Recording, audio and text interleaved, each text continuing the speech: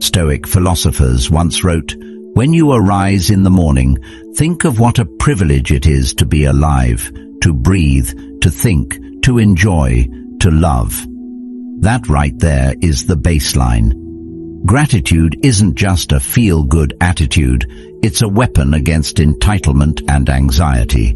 It brings you out of your head and into the moment. See, most people roll out of bed and fall straight into autopilot. Notifications, noise, mental clutter. They're reacting before they've even returned to themselves. And the truth is, if you don't direct your attention first thing in the morning, the world will do it for you.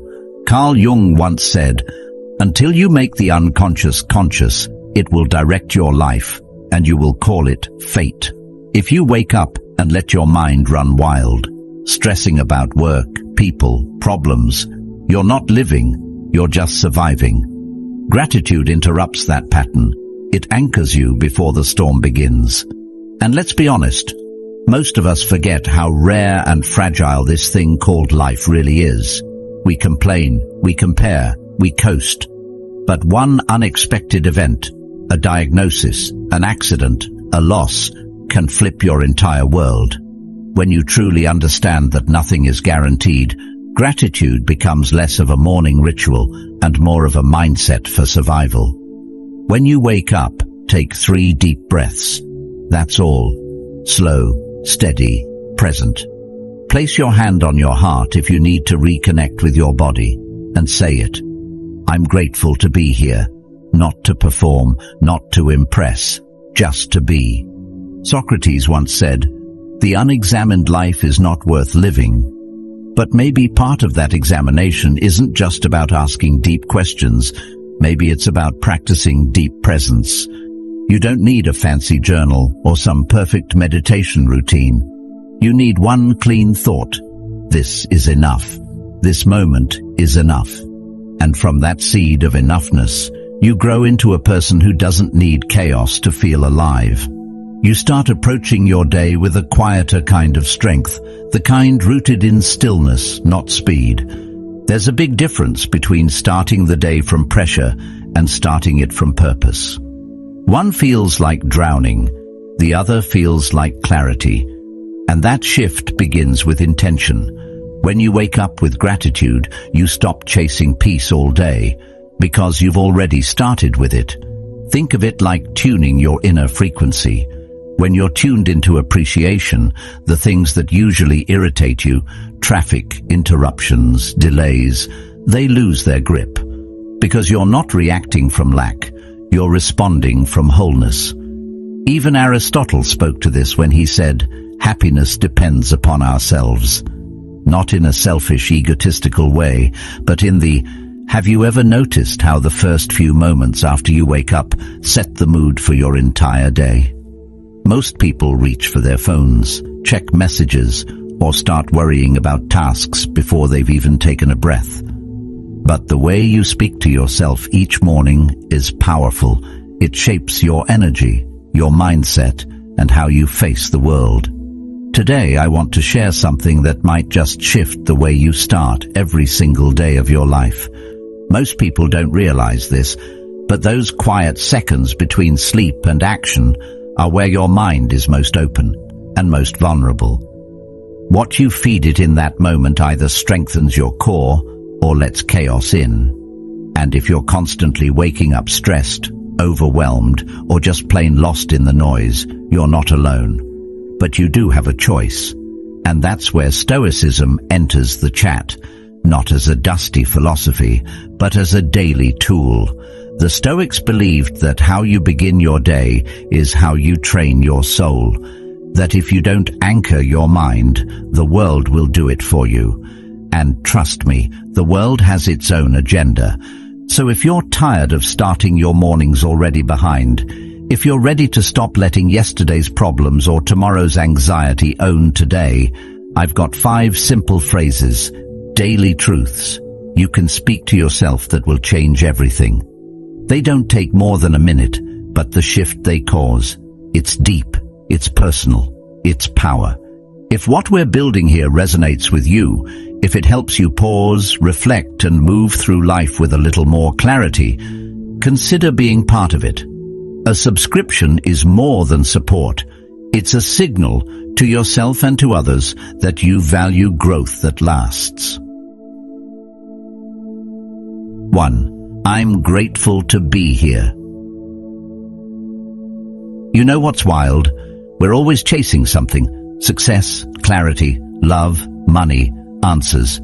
But we rarely pause long enough to appreciate the one thing we already have, right now. And not just the now you scroll past on a motivational quote. I'm talking about the quiet, overlooked miracle of simply waking up, breathing, opening your eyes to a brand new, unwritten day. You didn't earn that. You weren't promised it. But you got it. That's power. That's grace. And that's where your strength actually begins. Not in what you achieve, but in how deeply you recognize the gift of being alive. Before anything, before texts, to-do lists, or even coffee, pause and say this to yourself: I'm grateful to be here. Not because life is polished or perfect, but because it's present. You're still in the game. You still have time to evolve, to make amends, to take risks, to speak truth, to live honestly.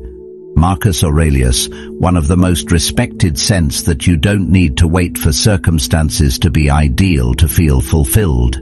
Gratitude puts you back in control.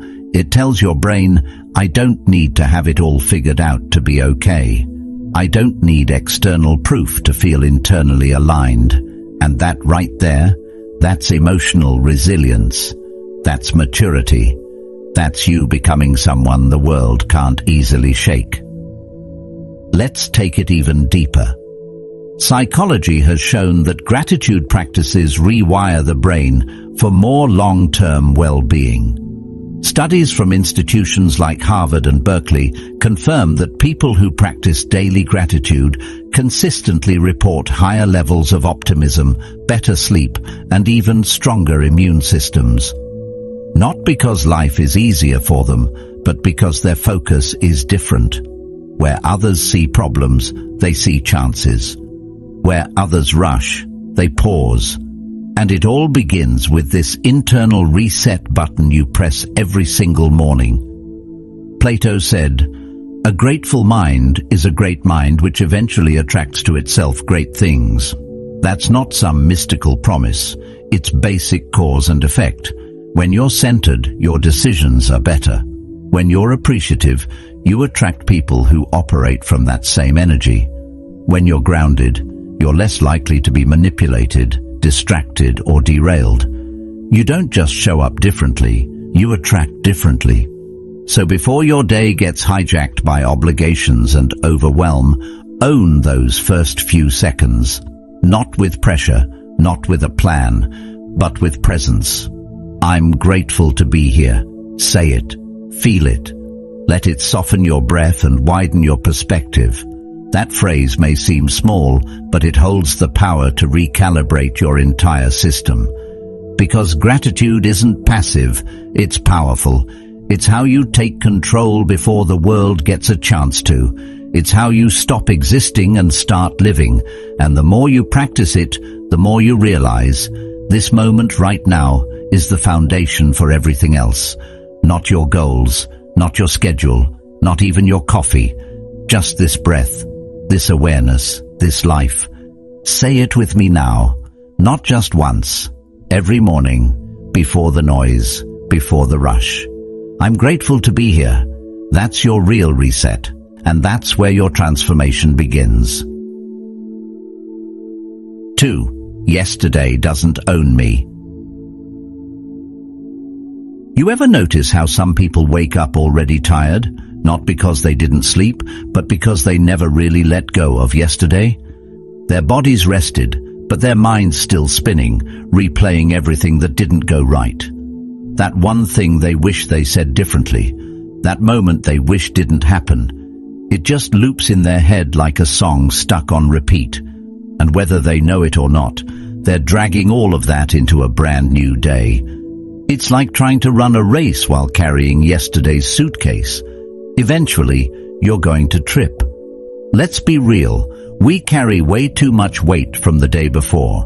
The awkward conversation, the missed deadline, the dumb mistake. And sometimes it's not even just our own stuff. We carry other people's moods, judgments, and expectations too. We let that shadow of what was follow us straight into what could be. But here's something most people forget. You're not meant to relive yesterday. You're meant to learn from it, then leave it where it belongs. That's the real test. Not perfection, but release. So start here. Remind yourself every morning, yesterday doesn't own me. Say it like you mean it. Say it like your peace depends on it. Because it does. That one sentence might not erase the past, but it separates you from it. It draws a boundary between what happened and what you're choosing now. And that boundary, that's freedom. That's your reset. Carl Jung once said, "I am not what happened to me. I am what I choose to become."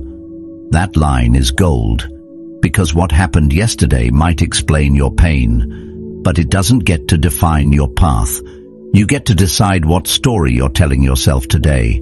You get to decide whether you carry shame or strength, and that's the part too many people give away. They replay the worst parts of their life like it's homework that was never finished. But at some point, you've got to close the book and write the next chapter. The Stoics had a powerful view on this. They believed that what matters most isn't the event itself, but how you respond to it. Epictetus said, "It's not what happens to you, but how you react to it that matters." Yesterday might have been a mess. You may have said the wrong thing, lost your cool, missed the opportunity. Okay, but now what? Are you going to live there forever, or are you going to take what you learned and move forward, stronger, sharper, clearer? Think about it like this. Every day is like a fresh journal page. But if you keep scribbling yesterday's story on today's page, you never get to write anything new. That's why letting go isn't weakness. It's wisdom. It's emotional discipline. It's the decision to say, I won't waste today fighting battles I've already lost, or trying to fix things that no longer exist. That's strength most people overlook. The strength to stop picking the same wound. Socrates believed that an examined life was essential, but that doesn't mean you keep poking at the past until it bleeds again. Examining doesn't mean reliving. It means observing, understanding, and then releasing. Take the lesson, leave the weight. And if that sounds too simple, ask yourself, what has holding on to yesterday really done for you? Has it healed you, helped you, or has it just made your present heavier than it needs to be? Now here's something practical. Picture the thoughts you're holding, regret, guilt, embarrassment, as stones in a backpack. Every morning, before you get out of bed, close your eyes and imagine taking that backpack off. Literally visualize it, sliding off your shoulders and hitting the floor. Feel your body relax. Let that visual become a ritual. Because when you let go physically and mentally, your nervous system gets the message. We're safe, we're free, we're starting clean. Aristotle taught that habit is what forms character. So what if you made this letting go process a habit? Not a one-time thing, but a muscle you flex every day. The more you practice release, the easier it gets to separate your identity from your old wounds. You stop being the person who's always messing up or always behind, and you start being the person who recovers fast, forgives quicker, and chooses peace on purpose. And it's not just about big moments either. Sometimes we carry tiny things we didn't even realize were weighing us down. The tone in someone's text, the thing we overheard, the passive-aggressive comment that got under our skin. Little stuff that builds up until we don't even know why we're so tense. That's why this practice matters daily. Not just when you've had a meltdown, but every morning. Check in, clear out. There's a quote often attributed to Plato: "The beginning is the most important part of the work." And it's true. If you begin your day carrying the past, your actions, your words, your choices, they're all filtered through that residue. But if you begin with presence and release, you get clarity, you get power. You don't bring the noise of yesterday into today's silence. So here's the move. Stop treating every day like it's a continuation of your worst memory. That's not fair to you. That's not fair to your growth. Yesterday had its shot. Today is yours. And you owe it to yourself to show up fully, not halfway, not haunted, not on autopilot. Say it again with me. Yesterday doesn't own me. That's not denial. That's direction. That's you choosing healing over hurt. That's you remembering that your future isn't built on the debris of your past. It's built on the choices you make now. So choose presence, choose peace, choose to drop the weight, and then go live like you mean it. 3. I control my mind, not the other way around. It's easy to feel like life is spinning out of control these days. One moment you're sipping coffee, the next you're drowning in texts, news updates, messages, meetings, and then come the thoughts, fast, noisy, demanding your attention. It's like your mind opens its own app and starts launching tabs you never clicked on. Before you know it, you're not thinking, you're being thought, you're reacting, you're chasing every feeling, every worry, every what if. It's exhausting, and it's a trap.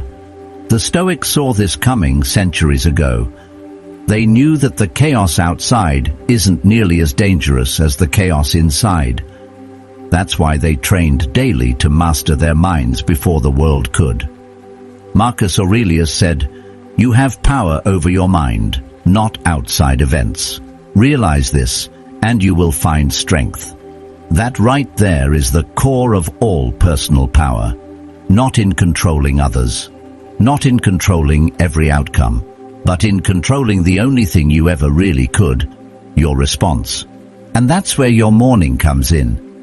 Before the world wakes up and starts screaming, there's this tiny window of silence, a pause. And what you do in that pause sets the tone for everything. So here's your anchor. Say this to yourself.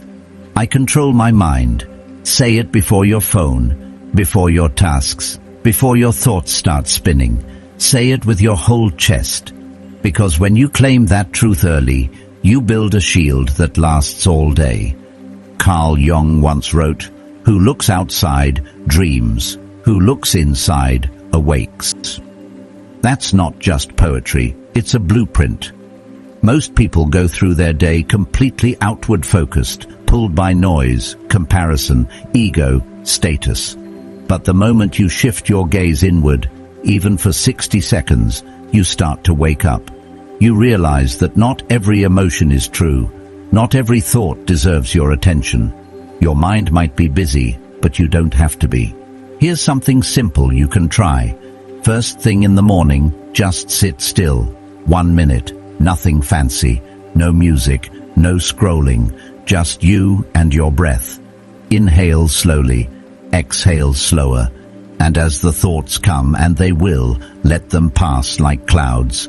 Don't grab onto them, don't judge them, just breathe. That space between stimulus and response. That's where your power lives.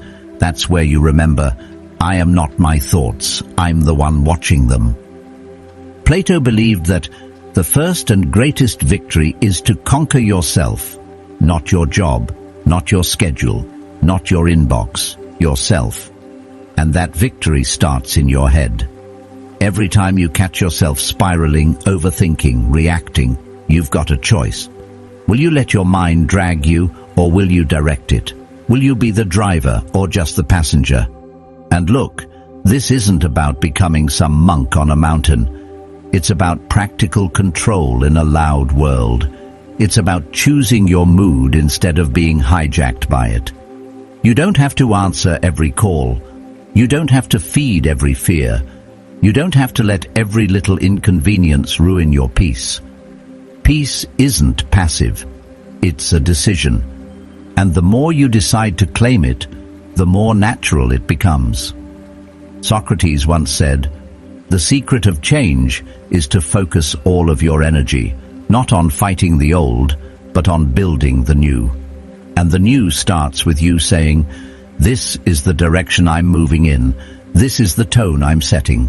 This is the mindset I choose." Because your mindset isn't something you inherit, it's something you train. And psychology backs this up. Neuroscience tells us that your brain isn't fixed, it's plastic. It rewires itself based on what you focus on. If you spend all morning reacting, doom scrolling, comparing, complaining, your brain gets better at stress. But if you spend your mornings anchoring, breathing, choosing, observing, your brain gets better at calm. You literally train yourself for peace.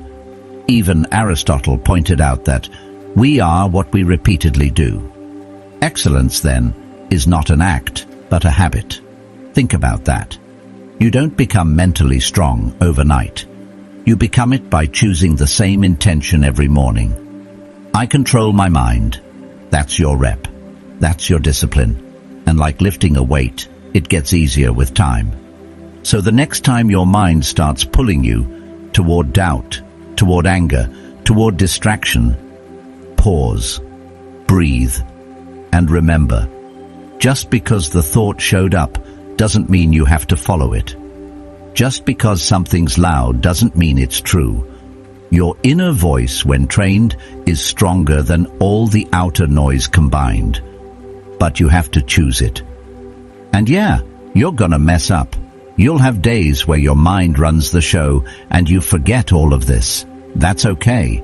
Don't judge it. Just return. The Stoics weren't about being perfect. They were about being aware. The real growth isn't in never slipping. It's in noticing sooner when you do, and returning faster to who you really are. So tomorrow morning, before the emails, before the headlines, before the world reaches for your attention, sit with yourself. Close your eyes, inhale calm, exhale chaos, and speak it out loud or in your heart. I control my mind. Let that be your compass. Let that be your center. Because the world might be loud, but you're louder when you choose to be.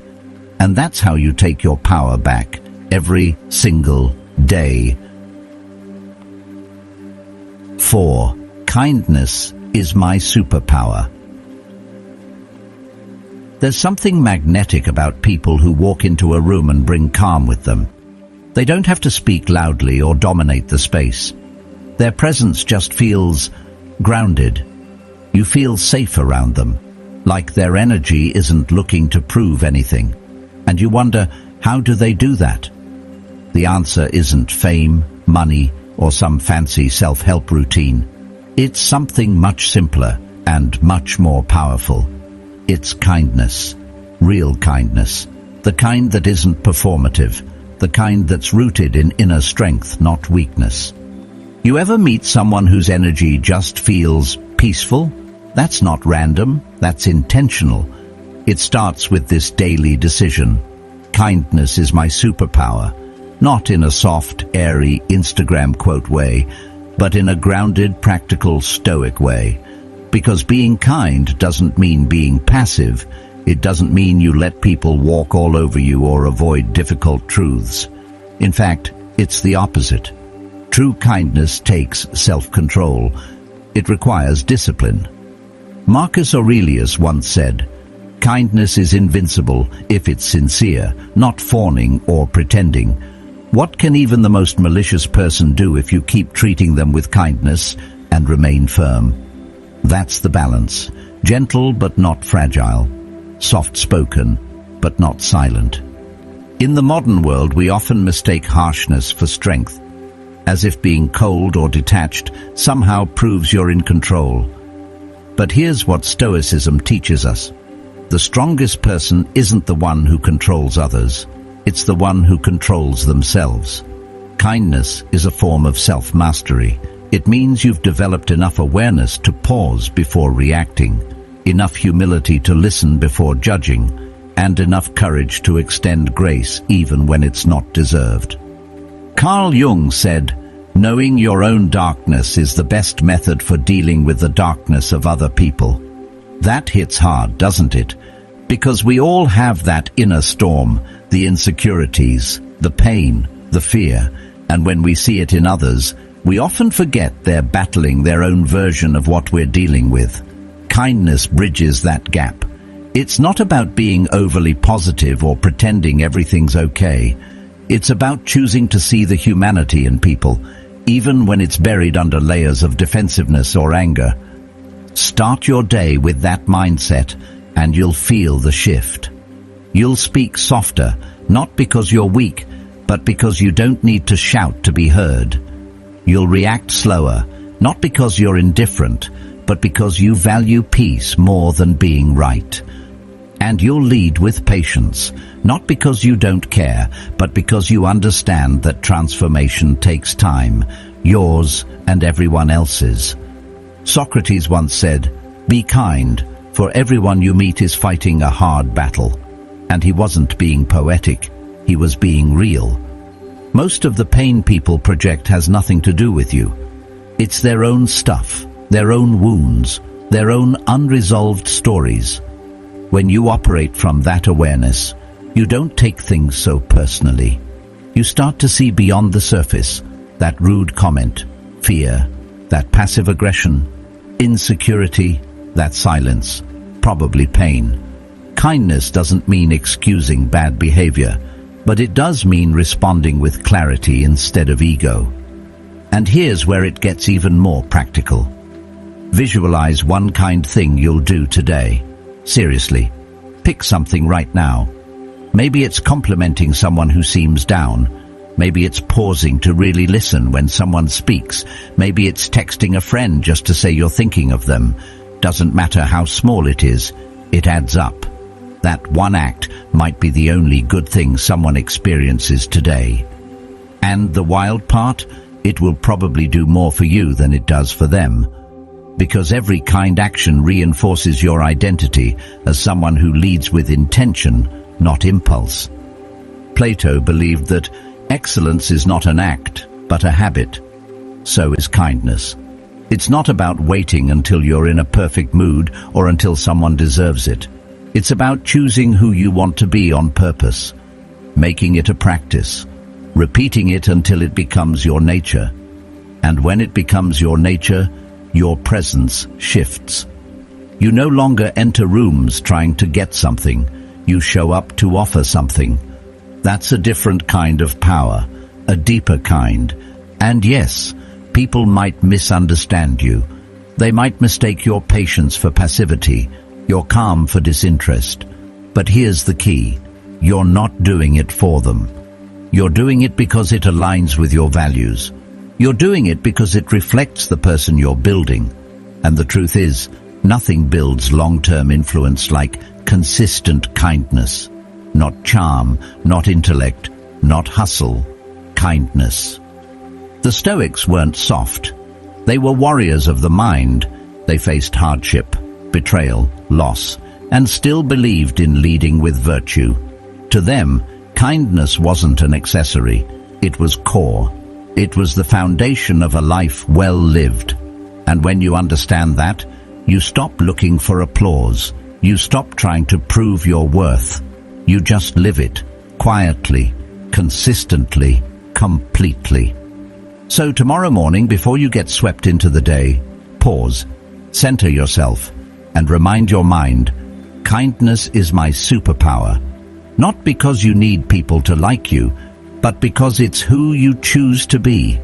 Then go out there and live like someone who's not afraid to be good, not fake good, strong good. That's what leaves a mark. That's what rewrites the energy of a room. And more often than not, that's what ends up changing people, starting with you. 5. This moment is all I have, so I'm gonna enjoy it. Have you ever blinked and realized an entire week just flew by? Not in a poetic life is beautiful kind of way, but in a slightly disorienting, where did the time go kind of way. 1 minute you're sipping your morning coffee, and the next you're buried under a mountain of notifications, meetings and responsibilities you barely remember agreeing to. It's like the day ran away without asking permission, and you're stuck trying to catch up. That's modern life for most of us. Fast, loud, demanding. But here's something that cuts through all that noise like a blade. Everything is temporary. And that truth isn't meant to scare you, it's meant to wake you up. The stress? Temporary. The pressure? Temporary. Even the joy, the peace, the good stuff. It too is passing. That's what makes it precious. The Stoics understood this better than anyone. They practiced what's called memento mori, a daily reminder of mortality, not to be dark or depressing, but to be aware. Because when you realize nothing is guaranteed, not tomorrow, not even the next hour, you start treating the present moment with more respect. Plato once said, "Time is the moving image of eternity." That hits differently when you think about how little of it we actually use well. So much of our time is spent either regretting the past or worrying about the future. We rarely just are. But presence is a skill, a discipline, something you have to train, just like your body, your mind, or your patience. Carl Jung believed that the ability to be in the present moment is a major component of mental wellness. And it makes sense, doesn't it? Most of our anxiety lives in the future. Most of our sorrow lives in the past. The present?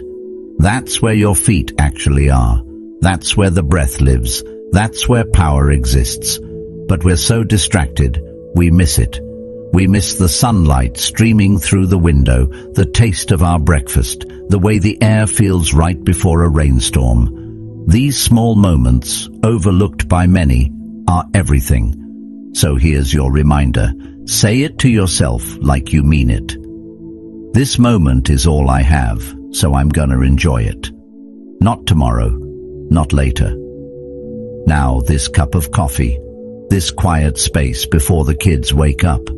This conversation you're having with a friend where, for once, nobody's checking their phone. Life isn't waiting to start. It's happening right now. And if you're not fully in it, you're not just missing time, you're missing your life. Aristotle talked about eudaimonia, the idea of flourishing, of living a good and meaningful life. He didn't tie that to some distant goal or external success. He tied it to virtue in action, how you live each moment, how you show up with integrity, awareness and intention. Enjoying the present doesn't mean ignoring your responsibilities. It means learning how to fully experience whatever moment you're in, even the messy ones. Let's be honest though, presence is hard. It's much easier to distract yourself, to stay busy, to always think about what's next. Because sitting still with yourself, that's where the real work begins. The Stoics called this inner stillness ataraxia, a kind of serene calm that isn't shaken by the outside world.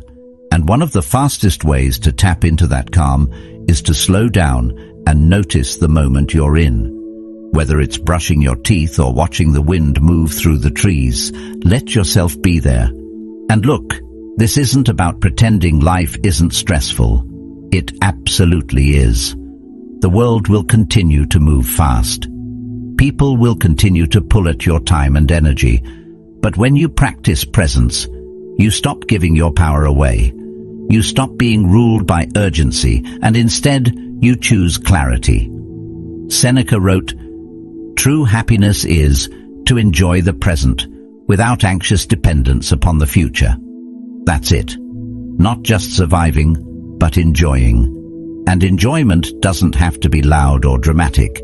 It can be found in stillness, in quiet appreciation, in the pause between things.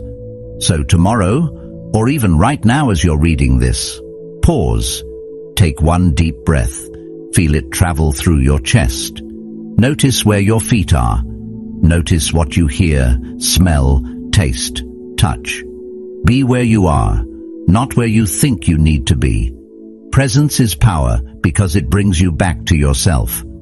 Not the version of you that's performing, not the version that's planning or regretting. Just you, here. Socrates, the master of questioning everything, once asked, "How can you wander your travels do you no good when you carry yourself around with you?" The truth is, it doesn't matter where you are or what you're doing. If you can't be present, nothing will satisfy you. Not success, not status, not escape. That's why presence isn't optional, it's essential. You want more fulfillment, more connection, more peace? It doesn't come from doing more, it comes from noticing more, it comes from paying attention, it comes from choosing to enjoy the little things while they're happening, instead of missing them and wishing you'd paid attention. This moment, this one, is already slipping away. Not in a dramatic way, just quietly, like it always does. So hold it a little longer, appreciate it a little deeper, and remind yourself often, everything is temporary, so I will enjoy this moment. That mindset doesn't just slow down time, it stretches it, makes it richer, more meaningful, and over time, you begin to realize this moment was never small. It was everything. You just needed to notice. So as you move through today, whatever it holds, carry this truth with you. Peace isn't found in the next moment. It's found in this one, right here, right now. If this spoke to something in you, there's another video waiting for you on screen that dives even deeper into building a life rooted in stillness, clarity, and inner strength. I think you'll find it powerful. Thank you for being here and for being a part of Stoic Journal.